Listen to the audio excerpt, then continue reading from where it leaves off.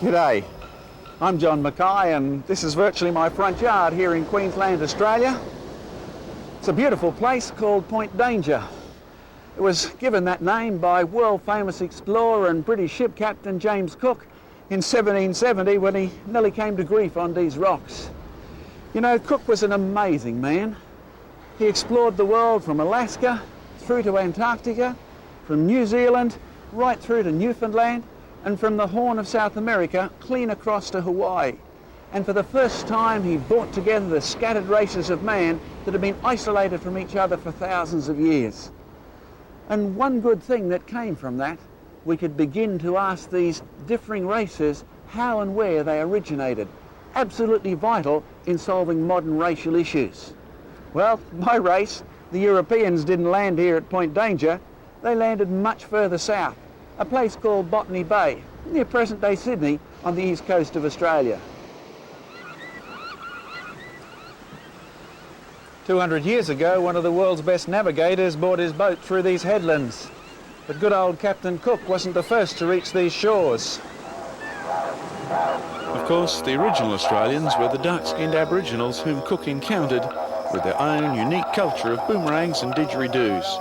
Their ancestors had also sailed to Australia, but had landed further north than Botany Bay, just south of Cook's Point Danger, in fact, near present-day Evans Head.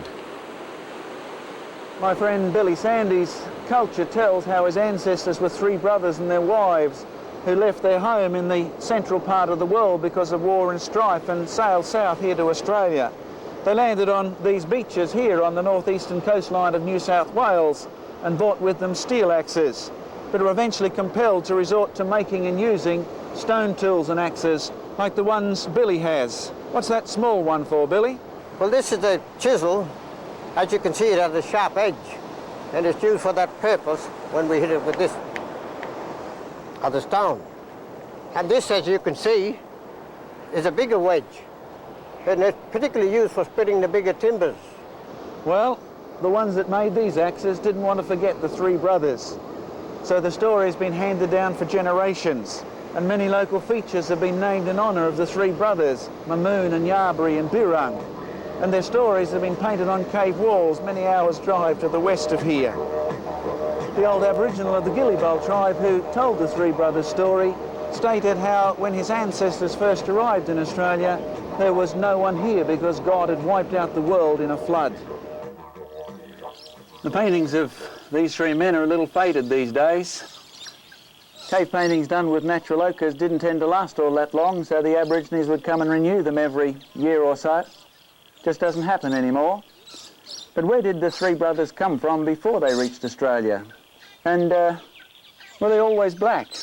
I believe the Aboriginal people originated from India because there are similarities in looks with the Indian people and the Aboriginal people, and there are similarities in our religious rites that we perform at ceremonies. When I came to Australia from Bangladesh, I had the opportunity to visit Aboriginal communities, and as soon as I saw them, it instantly reminded me some of our tribal people. They are called Santals. Even their word sounded familiar with that of some Aboriginal words. In my native Indian language, Bangla, the derogatory word for dog is kutta.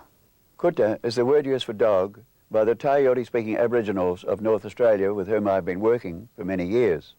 Surprisingly, they have no word for dingo, calling it merely wild dog, kutta ngirikanim.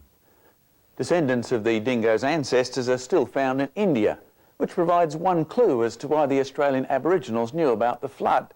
Their Indian ancestors told them.